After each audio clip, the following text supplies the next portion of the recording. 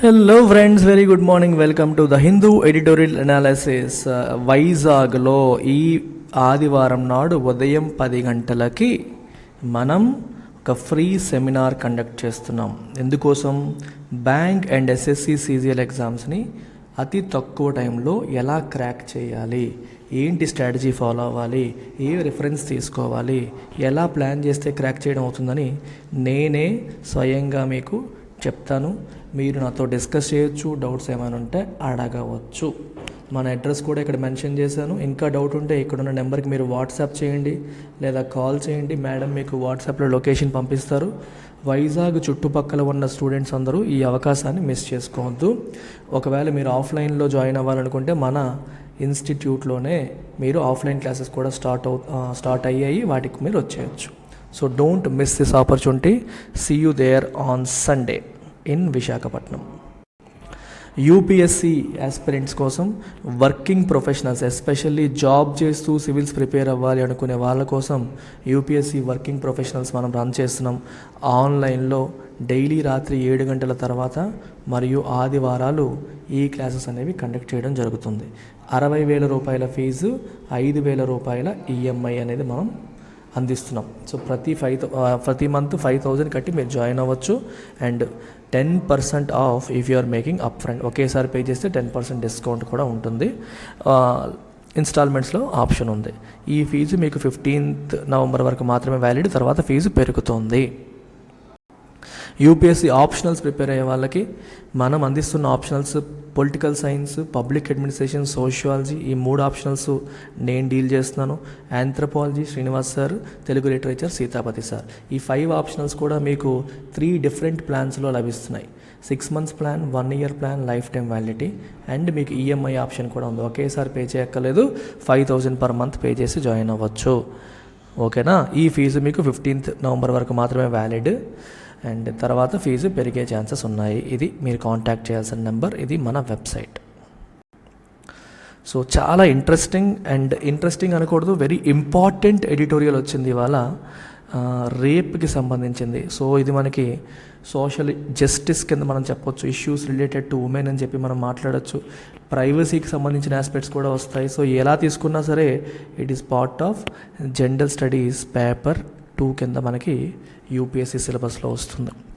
ఇక్కడ reporting rape అనే టైటిల్తో ఎడిటోరియల్ ఇవ్వడం జరిగింది. రేప్ని రిపోర్ట్ చేయడం అనే ఆస్పెక్ట్ గురించి మాట్లాడుతున్నారు. చూడండి, ఇక్కడ చాలా వొకాబులరీ వస్తుంది. చాలా సున్నితమైన అంశం ఇది. ఎమోషనల్గా, సెన్సిటివ్గా మనం డీల్ చేయాలి. దీన్ని జాగ్రత్తగా వినండి. Victims of assault must be treated with dignity all through investigation trial. Victims అంటే ఎవరు? బాధితులు. దేని బాధితులు? రేప్ యొక్క అసాల్ట్. అసాల్ట్ అంటే అర్థం ఏంటి? దాడి, అటాక్ అని అర్థం. అసాల్ట్ అంటే అటాక్, దాడి. ఏ ఉమెన్ పైన అయితే రేప్ అనే మానభంగం అనే దాడి జరిగిందో ఆ బాధితులు ఎవరైతే ఉన్నారో వాళ్ళని మనం ఎలా ట్రీట్ చేయాలి? విత్ డిగ్నిటీ, గౌరవంతో ట్రీట్ చేయాలి. ఎలా? ఏ టైంలో? All through investigation. పోలీసులు కేసు విచారణ జరుపుతున్న టైంలోనూ, కోర్టులో కేసు విచారణ జరుగుతున్న టైంలో. విచిత్రం ఏంటంటే తెలుగులో దీనికి విచారణనే అంటాము, దీనికి విచారణనే అంటాం.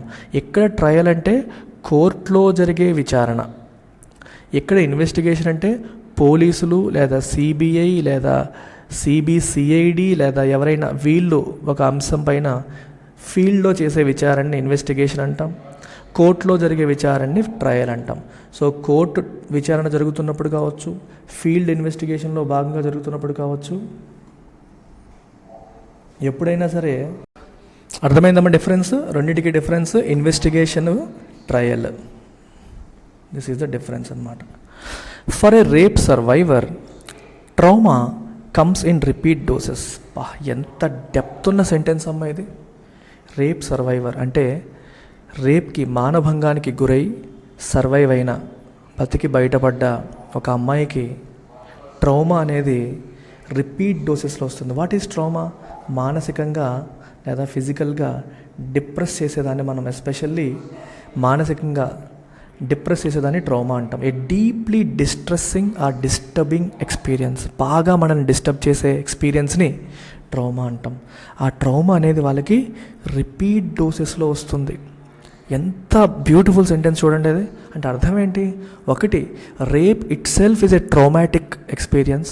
అంటే మన అనుమతి లేకుండా మన శరీరాన్ని ఇంకొకడు బలవంతంగా అనుభవిస్తున్నారు. అది మనల్ని మానసికంగా ఫిజికల్గా డిస్టర్బ్ చేసేది, డిస్ట్రెస్ చేసే అంశం. అక్కడితో ఆగుతుందా? పోలీస్ స్టేషన్కి వెళ్తావు, రిపోర్ట్ చేయాలంటే అగైన్ చెయ్యాలా, ఎక్కడ చేశారు, ఎప్పుడు చేశారు, ప్రతి ప్రశ్నకి సమాధానం చెప్పాలి. That it self is another traumatic experience. Investigation మొదలవుతుంది, మల్టిపుల్ టీమ్స్ ఆఫ్ పోలీస్ వస్తారు, అడిగిందే 4-5 సార్లు అడుగుతారు. కోర్టుకు వస్తావు, కోర్టులో లాయర్ గుచ్చి అడుగుతారు.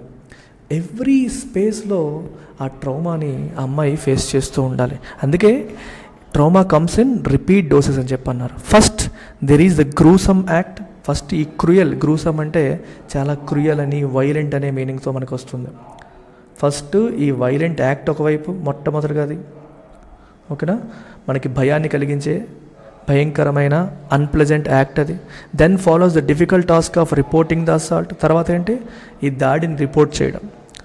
ఇవన్నీ కూడా సమస్యలే.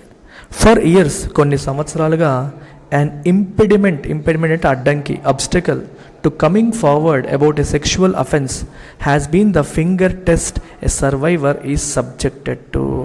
కొన్ని సంవత్సరాలుగా రేప్ అనే దాన్ని వచ్చి కంప్లైంట్ ఇవ్వడానికి చాలామంది వెనకడుగు వేసేవారు. ఎందుకు? అఫెన్స్ అంటే నేరం, సెక్షువల్ అఫెన్స్ అంటే సెక్స్కి సంబంధించిన నేరం. ఈ అఫెన్స్కి సంబంధించిన విషయంలో ముందుకొచ్చి దాని గురించి కంప్లైంట్ ఇవ్వడానికి ఒక ఇంపెడిమెంట్ అంటే ఒక అడ్డంకి ఉండేది, అబ్స్టకల్ ఉండేది. ఏంటది? Finger test. ఈ సర్వైవర్కి నిజంగా రేప్ జరిగిందా లేదా చెక్ చేయడానికి ఫింగర్ టెస్ట్ చేస్తారు. So vaginal examination using finger అనమాట. ఏ గ్రాస్ వైలేషన్ ఆఫ్ ప్రైవసీ. అది ఒక ఉమెన్ యొక్క బాడీలీ ఇంటిగ్రిటీ లేదా ప్రైవసీని కంప్లీట్గా ఉల్లంఘించినట్టే అని చెప్పి సుప్రీంకోర్టు ఇప్పుడు అంటోంది. గ్రాస్ వైలేషన్ ఆఫ్ ప్రైవసీ అని చెప్పి అంటున్నారు. టోటల్, ఇక్కడ గ్రాస్ అంటే మీనింగ్ అంటే complete violation of privacy. Extremely unpleasant అనే మీనింగ్ కూడా ఉంది గ్రాస్కి. Unpleasant and complete violation of privacy. A horror upon horrors. Already she went through horror, again she reported and now she is going through horror again. On Monday, the Supreme Court of India moved to make amends. Yes, ఈ హర్రర్ని ఎలాగైనా మార్చాలి అని చెప్పి supreme court of India అడుగు వేసింది. To make amends. Make amend అంటే సరిదిద్దడం. ఒక తప్పుని సరిదిద్దడాన్ని మేకింగ్ అమెండ్స్ అని చెప్పి అంటారు. Declaring that any person conducting the invasive 2-finger or 3-finger vaginal test on rape or sexual assault survivors will be found guilty of misconduct. Supreme court ఏమని declare చేసింది? ఇప్పుడు ఎవరైనా సరే 2-finger టెస్ట్ కావచ్చు, 3-finger టెస్ట్ కావచ్చు. ఎటువంటి టెస్ట్ ఇది? Vaginal test. Rape లేదా సెక్షువల్ అసాల్ట్ సర్వైవర్ పైన 2-finger లేదా 3-finger వెజైనల్ టెస్ట్ ఎవరైతే చేస్తారో రైట్, వాళ్ళని తప్పు చేశారు అన్నట్టుగా భావించాల్సి వస్తుంది. గిల్టీ ఆఫ్ మిస్కండక్ట్, తప్పుడు ప్రవర్తన చేశారు అని చెప్పి భావించాల్సి వస్తుంది. సో క్రైమ్ కింద కన్సిడర్ చేస్తామని చెప్పి సుప్రీంకోర్టు చెప్తుంది. ఇక్కడ ఒక బ్యూటిఫుల్ వర్డ్ వాడారు, ఇన్వేజివ్ అని. ఇన్వేజివ్కి చాలా మీనింగ్స్ ఉన్నాయి. ఒక మీనింగ్ ఏంటి అంటే తొందరగా స్ప్రెడ్ అయిపోవడం. ఇందాక డైలీ వొకాబులరీలో ఇన్వేజివ్ వచ్చింది. అంటే ఒక మొక్క లేదా ఒక వేరే జాతికి చెందిన మొక్క మన ప్రాంతానికి వచ్చి మొత్తం అంతా స్ప్రెడ్ అయిపోతుంది అనుకోండి, ఇన్వేజివ్ అంటాం. అదొక మీనింగ్. ఇక్కడ మీనింగ్ ఏంటంటే ప్రైవసీని బ్రేక్ చేస్తూ వెళ్ళడం, టెండింగ్ టు ఇంట్రూడ్ అనే పర్సన్స్ ప్రైవసీ. బేసికల్గా vagina is the most private part of a women కదా. సో దాంట్లో నువ్వు వేళ్ళతో చెయ్యి పెట్టి, 2 వేలు పెట్టి, 3 వేలు పెట్టి ఇట్లాంటి ఇన్వేజివ్ టెస్ట్ చేయడం అనేది తప్పు అని సుప్రీంకోర్టు చెప్తోంది. అంటే మన బాడీలోకి వెళ్ళేటట్టుగా, బాడీని టచ్ అయ్యేటట్టుగా అలాంటి దాన్ని ఇన్వేజివ్ అంటారు. Calling it regressive. సుప్రీంకోర్టు దీని ఏమంటుంది? ఇది ప్రోగ్రెసివ్ కాదు, ఇది పురోగతికి నిదర్శనం కాదు, తిరోగతికి నిదర్శనం. మనం వెనక్కి వెళ్తున్నట్టుగా ఉంది. The bench led by justice GY Chandrachud said this so called test has no scientific basis. ఈ టెస్ట్కి సైంటిఫిక్ బేసిస్ ఏమీ లేదు. And neither proves Nar డిస్ప్రూవ్స్ allegations of rape. ఈ టెస్ట్ అనేది రేప్ జరిగింది అన్న ఆరోపణల్ని ప్రూవ్ చేయదు, అలాగని డిస్ప్రూవ్ చేయదు. దీనికి ఏమీ సైంటిఫిక్ బేసిస్ లేదని చెప్పి జస్టిస్ చంద్రచూడ్ అంటున్నారు. It instead revictimizes and retraumatizes women. చూసారా, ఆల్రెడీ ఆవిడ విక్టిమ్, ఆల్రెడీ బాధితురాలు, ఇప్పుడు వాళ్ళని మళ్ళీ ఇంకోసారి బాధితురాలుగా మార్చడం, రీవిక్టిమైజ్ చేయడం అంటే విక్టిమైజ్ సమ్మన్ అగైన్, అంటే make them suffer again, retraumatize again, mentally depressing ఎక్స్పీరియన్స్ని ఇంకోసారి వాళ్ళకి ఇవ్వడం అవుతుంది. ఇది వాళ్ళు ఆల్రెడీ సెక్షువల్లీ అసాల్టెడ్ సమస్యలో ఉన్నారు, వాళ్ళకి ఇంకోసారి బాధ పెట్టినట్టే. And it is an affront to the dignity. వాళ్ళ గౌరవ మర్యాదలకి ఇది ఒక దెబ్బ. ఓకే, వాళ్ళ గౌరవ మర్యాదలకి ఇది ఒక ఎఫ్రంట్ అని చెప్పన్నారు. ఎఫ్రంట్ అంటే వాళ్ళ డిగ్నిటీని లేకపోతే వాళ్ళ యొక్క మర్యాదని అఫెండ్ చేసేది. డిగ్నిటీ లేదా మర్యాదని అఫెండ్ చేసేది అంటాం. An affront is something, a remark or an action intended to insult or offend someone. అంటే వాళ్ళని అఫెండ్ అంటే బాధ పెట్టేలాగా, ఇన్సల్ట్ చేసేలాంటి కార్యక్రమం ఇది అని అర్థం. Affront means what? An action or remark intended to insult or offend someone.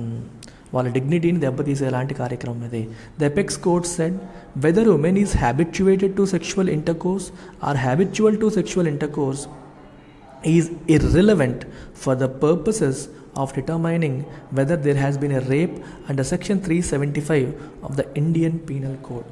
చాలా ఇంపార్టెంట్ సెంటెన్స్. ఇక్కడ ఏం జరుగుతుందంటే, ఇక్కడ ఒక ఉమెన్ ఉంది. సో మీరు వకీల్ సాబ్ మూవీ చూసుంటారు. అదే మూవీ మనకి హిందీలో ఒరిజినల్ మూవీ. అక్కడ ఒక విషయాన్ని గమనించాలి. There is this word called consent, అంటే అనుమతి. అనుమతి అనేది చాలా చాలా ఇంపార్టెంట్ ఆస్పెక్ట్. భార్య అయినా భర్త అయినా, గర్ల్ ఫ్రెండ్ అయినా బాయ్ ఫ్రెండ్ అయినా, పూర్తిగా స్ట్రేంజర్స్ అయినా, ఎవరైనా సరే భార్య అనుమతి లేకుండా, ఎక్స్ప్లిసిట్గా తన అనుమతి లేకుండా తన శరీరాన్ని ఆక్యుపై చేసి ఆక్రమించుకొని సెక్షువల్ అసాల్ట్ చేస్తే అది రేప్ కిందే వస్తుంది. మ్యారైటల్ రేప్ అనే పదం ఎక్కడొస్తుంది చెప్పండి? లేకపోతే పెళ్ళయ్యాక రేప్ ఏంటని మీరు అడగచ్చు. భార్యకి ఇష్టం లేకుండా భర్త బలవంతం చేస్తే అది రేపే. కన్సెంట్ లేకుండా చేసేది ఏదైనా రేపే. అందుకే ఈ వెజైనల్ టెస్ట్ చేసి ఏం చేస్తారు? తిను ఆల్రెడీ ఎప్పటి నుంచో సెక్స్లో పాల్గొంటుందా, లేదా ఎప్పుడు పాల్గొనకుండా మొదటిసారే అయ్యిందా, కన్నెపొర చిరిగిందా, ఇట్లాంటివి చూస్తారు. ఇదంతా పేట్రియార్కల్ మైండ్ సెట్, పాతకాలపు ఆలోచనలు. ఇవి కరెక్ట్ కాదు. ఇప్పుడు ఒక ఉమెన్ ఉందమ్మా. ఈ ఉమెన్ లెట్సే చూడండి, ఇక్కడ 2 పదాలు రాస్తారు. Habituated to sexual intercourse. Sexual ఇంటర్కోర్స్కి బాగా అలవాటు పడిపోయింది. అంటే తన బాయ్ ఫ్రెండ్తోనో లేకపోతే ఎవరితోనో రెగ్యులర్గా సెక్స్లో పాల్గొంటుంది అనుకుందాం. ఈ ఉమెన్, ఇతను తన బాయ్ ఫ్రెండ్ అనుకోండి. సో రెగ్యులర్గా వాళ్ళు సెక్షువల్ ఇంటర్కోర్స్లో పార్టిసిపేట్ చేస్తూ ఉంటారు అనుకుందాం. ఇది first women. Let's say there is second women. Okay, so ఈ అమ్మాయి ఓకేనా, తను బాగా అలవాటు పడిపోయింది. హ్యాబిచువల్ అన్నా అంతే, ఒక హ్యాబిట్ అయిపోయింది. సెక్షువల్ ఇంటర్కోర్స్ అనేది తనకి హ్యాబిట్ అయిపోయింది, బాగా అలవాటుగా చేస్తుంది, లేదా అలవాటు పడింది. అలవాటుగా చేయడం కావచ్చు, అలవాటు పడ్డం కావచ్చు. సో ఈ అమ్మాయి ఇలా జరిగింది. అయితే ఇప్పుడు ఇదే అమ్మాయి పైన ఒక స్ట్రేంజర్, లేదా తెలిసినవాడో లేదా స్ట్రేంజరో వేరేవాడు వచ్చాడు. వాడొచ్చి బలవంతంగా తను రేప్ చేశాడు అనుకోండి. బలవంతంగా రేప్ చేశాడు అనుకోండి. అప్పుడు ఇంతకుముందు ఈ అమ్మాయి సెక్స్లో పాల్గొనింది, ఈ అమ్మాయికి సెక్స్లో పాల్గొనడం అలవాటే అనే ఆర్గ్యుమెంట్ చెల్లుతుందా? ఆలోచించండి ఒకసారి, కామన్ సెన్స్. అంటే ఇంతకుముందు సెక్స్లో పాల్గొన్న అమ్మాయికి రేప్ జరగదా? ఇక్కడ ఇది కదా important point. Consent is the important point. ఆవిడ అనుమతితో జరిగిందా లేదా? అనుమతితో జరిగితే రేప్ కాదు, అనుమతి లేకుండా జరిగితే రేప్. ఇంతకుముందు తన అనుమతితో తన బాయ్ ఫ్రెండ్తో తన సెక్స్లో పాల్గొని ఉండొచ్చు, కానీ ఈరోజు తన అనుమతి లేకుండా ఎవరైనా తనని రేప్ చేస్తే అది ఖచ్చితంగా రేపే. ఇంతకుముందు సెక్స్లో పాల్గొనింది అన్న ఆర్గ్యుమెంట్ పట్టుకొని ఎలా నువ్వు దీని యొక్క వెయిట్ని తగ్గిస్తావు? ఇదే పాయింట్ పైన మనకి వకీల్ సాబ్ సినిమా వచ్చింది. ఎక్సలెంట్గా ఉంది పాయింట్. అంటే ఈరోజు పరిస్థితిని ప్రతిబింబించేలాగా. మీరు ఒకసారి హిందీలో చూస్తే అమితాబ్ బచ్చన్ గారు అంటారు, so no means no. Even మన పవన్ కళ్యాణ్ కావచ్చు, అక్కడ అజిత్ కావచ్చు తమిళ్లో, నో మీన్స్ నో, అంతే. దానికి ఇంకా ఫర్దర్ లేదు. అమ్మాయికి ఇష్టం లేదంటే లేదు. అది పాయింట్. ఇక్కడ అదే చెప్పారు. ఇంతకుముందు తను సెక్షువల్ ఇంటర్కోర్స్లో పాల్గొనిందా లేదా, తనకు అలవాటా కాదా అనేది ఇర్రిలవెంట్. అది సంబంధం లేదు, అసలు అది రిలవెంటే కాదు. ఏ విషయంలో? For the purposes of determining whether there has been a rape. Section 375 ప్రకారం రేప్ జరిగిందా లేదని చెప్పడానికి, నిర్ధారించడానికి ఆ విషయాన్ని చెక్ చేయాల్సిన అవసరమే లేదు. The test it said is based on incorrect assumption that a sexually active woman cannot be raped. ఈ టెస్ట్ ఎటువంటి ఎజంప్షన్తో నడుస్తుంది? సెక్షువల్గా యాక్టివ్గా ఉన్న ఉమెన్, ఇంతకుముందు సెక్స్లో పాల్గొన్న ఉమెన్ రేప్ చేయడం కుదరదు అన్న ఎజంప్షన్తో నడుస్తుంది. And it is patriarchal and sexist to suggest that women cannot be believed when she states that she was raped. Already సెక్స్లో పాల్గొన్న అమ్మాయి, తను ఇంతకుముందు విల్లింగ్గా సెక్స్లో పాల్గొన్న అమ్మాయి నన్ను రేప్ చేశారు అంటే తను నమ్మడానికి లేదు అనే అభిప్రాయం అనేది పేట్రియార్కల్, పితృస్వామ్యం. అంటే ఉమెన్ సెంట్రిక్ కాదు, అది men centric, men dominant thinking, అది సెక్సిస్ట్ థింకింగ్, అది జెండర్ న్యూట్రల్ థింకింగ్ కాదు, సెక్సిస్ట్ థింకింగ్ అని చెప్పి మనం చెప్పొచ్చు. అంటే ఒక వర్గానికి, ఒక పర్టిక్యులర్ సెక్స్కి ఒక తక్కువ చేసేలాగా ప్రిజుడైజ్డ్ నోషన్తో ఉన్నట్టు, అంటే ఒక ప్రీకన్సీవ్డ్ నోషన్తో ఉన్నట్టు నడుస్తున్న స్టడీ. ఎస్పెషల్లీ ఉమెన్కి వ్యతిరేకంగా ఉన్న భావజాలం అది కరెక్ట్ కాదని చెప్పి సుప్రీంకోర్టు చెప్తుంది. The court pointed to a legislative measure of 2013. 2013లో ఒక లెజిస్లేటివ్ మెజర్ అంటే ఒక చట్టాన్ని చేశారు. When section 53A was added to the Indian evidence act. Indian evidence యాక్ట్కి ఈ పర్టికులర్ సెక్షన్ యాడ్ చేశారు. ఈ సెక్షన్ ఏం చెప్పింది? Which clearly said the evidence of a victim's character or of her previous sexual experience with any person shall not be relevant to the issue of consent or the quality of consent in prosecutions of sexual offences. Sexual offences విషయంలో, ఇట్లాంటి నేరాల విషయంలో consent అంటే అనుమతి అనే ఆస్పెక్ట్ని, ఆవిడ నిజంగా ఇష్టపడిందా, తనకి ఇష్టం లేకుండా జరిగిందా అనేది నిర్ధారించాలి కదా. మరి రేప్ అంటేనే కన్సెంట్ బేస్. కన్సెంట్తో జరిగింది రేప్ కాదు. తనకి ఇష్టపడి జరిగిందా, తనకి ఇష్టం లేకుండా జరిగిందా అనేది నిర్ధారించడమే చాలా ఇంపార్టెంట్. ఆ నిర్ధారించే క్రమంలో తను ఇంతకుముందు సెక్సువల్ ఎక్స్పీరియన్స్ ఉందా లేదా అనే విషయం అనేది ఇర్రెలవెంట్, అనే విషయం కంప్లీట్గా ఇర్రెలవెంట్. ఈవెన్ ఈ బాయ్ ఫ్రెండ్తో అయినా సరే, నిన్న సెక్స్లో పాల్గొనింది, ఈరోజు తనకి ఇష్టం లేదు, తను వచ్చి మీద పడ్డాడు అనుకోండి, రేప్ కిందే కన్సిడర్ చేయాలి. నో మీన్స్ నో, అది లెక్క. The ministry of health and family welfare had issued guidelines. ఈ మినిస్ట్రీ ఏం చేసింది? గైడ్ లైన్స్ని ఇష్యూ చేసింది, మార్గదర్శకాలు ఇష్యూ చేసింది. Saying the finger test must not be conducted. ఏం చెప్పిందమ్మా మినిస్ట్రీ? ఫింగర్ టెస్ట్ని కండక్ట్ చేయకూడదు అని చెప్పింది. The court upset that the practice still continues. ఈ ప్రాక్టీస్ ఎప్పటికీ జరుగుతోంది అనే విషయంలో అప్సెట్ అయ్యి, ఇప్పటికీ ఈ ప్రాక్టీస్ కంటిన్యూ అవుతుందనే విషయంలో అప్సెట్ అయ్యి, the court has directed the union and state governments to do everything to spread the message. Union గవర్నమెంట్కి, స్టేట్ గవర్నమెంట్కి డైరెక్ట్ చేసింది ఏమని? To do everything to spread the message, including amending the medical కరిక్యులంని కూడా amend చేయాలి, మార్పులు చేర్పులు చేయాలి. So that students are aware that finger test procedure is not to be followed. Finger test అనేది ఫాలో అవ్వకూడదని చెప్పి ఫ్యూచర్ డాక్టర్స్కి తెలియాలి. వైల్ ఎగ్జామినింగ్ ఏ రేప్ సర్వైవర్ని ఎగ్జామిన్ చేయడానికి ఆ పద్ధతి కరెక్ట్ కాదని స్టూడెంట్స్కి కూడా తెలియాలంటే మెడికల్ కరిక్యులంలో మార్పులు చేయాలి. Despite stringent laws in place. Stringent అంటే బాగా స్ట్రిక్ట్, సివియర్ చట్టాలు ఉన్నప్పటికీ, ఆఫ్టర్ నిర్భయ రేప్ ఆఫ్ 2012, ఆ రేప్ తర్వాత కఠినతరమైన చట్టాలు వచ్చినప్పటికీ, things on the ground have not improved. Ground లెవెల్లో ఇంప్రూవ్ అవ్వలేదు things. For a survivor who has to battle stigma. ఈ సర్వైవర్కి తను స్టిగ్మాని బ్యాటిల్ చేయాలి. స్టిగ్మా అంటే అర్థం ఏంటి? Disgrace, A mark of disgrace. ఒక రేప్ సర్వైవర్ మన ఎదురుగా నడుస్తుంది అనుకోండి, అందరూ ఈ అమ్మాయిని రేప్ చేశారా, ఆ అమ్మాయిని రేప్ చేశారా. పెళ్లి చేసుకుందామనే సినిమా చూసారా? Venkatesh and Soundarya, excellent movie, అద్భుతమైన మూవీస్ వాళ్ళిద్దరివి. అందులో సౌందర్యాన్ని విలన్ రేప్ చేస్తాడు స్టార్టింగ్లోనే. ఆ ఇంట్లో వాళ్ళే బయటికి పంపించేస్తారు. కాలనీ వాళ్ళు కూడా తను అదో రకంగా చూస్తారు. ఆ అదో రకంగా చూడడమే stigma. They are attaching a mark of disgrace. ఈ అమ్మాయి రేప్ అయిపోయింది.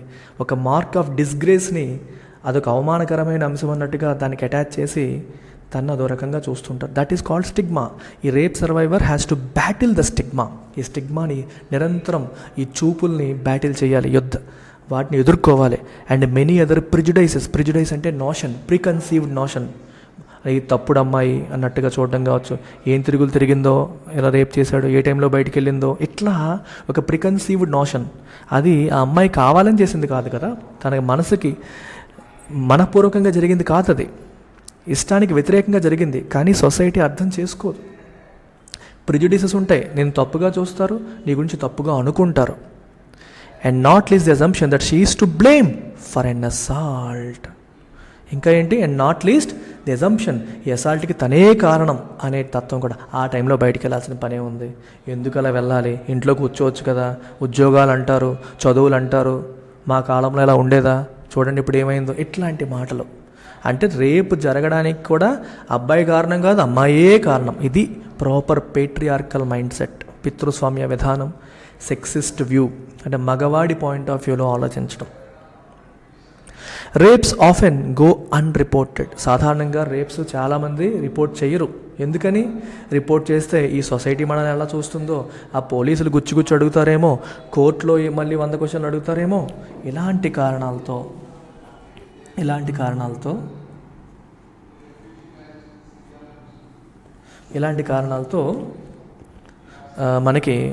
కారణాలతో చాలా వరకు రేప్స్ని రిపోర్టే చేయరు.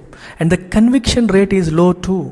ఒక రిపోర్ట్ చేసిన వాటిలో కూడా చూడండి 28.6%, అంటే 100 cases, rape cases complaint register అయితే 28.6% మాత్రమే, అంటే 28.6 కేసెస్ మాత్రమే కన్విక్ట్ అవుతున్నారు.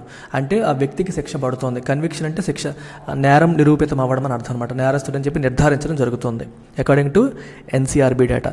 It is now up to the governments, health centers and police stations to act with sensitivity and without discrimination and ensure women have access to justice and dignity while reporting rape. Ardhamainda? It is now up to the governments.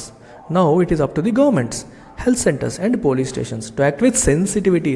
Sensitivity తో వాళ్ళు నడుచుకోవాలి. Without discrimination, ఎటువంటి discrimination లేకుండా నడుచుకోవాలి, అంటే ఒకేలాగా treat చేయాలి. And ensure women have access to justice, ఉమెన్కి న్యాయం అందుబాటులో ఉండాలి. డిగ్నిటీ కూడా, వాళ్ళ గౌరవానికి ఎటువంటి భంగం జరగకూడదు.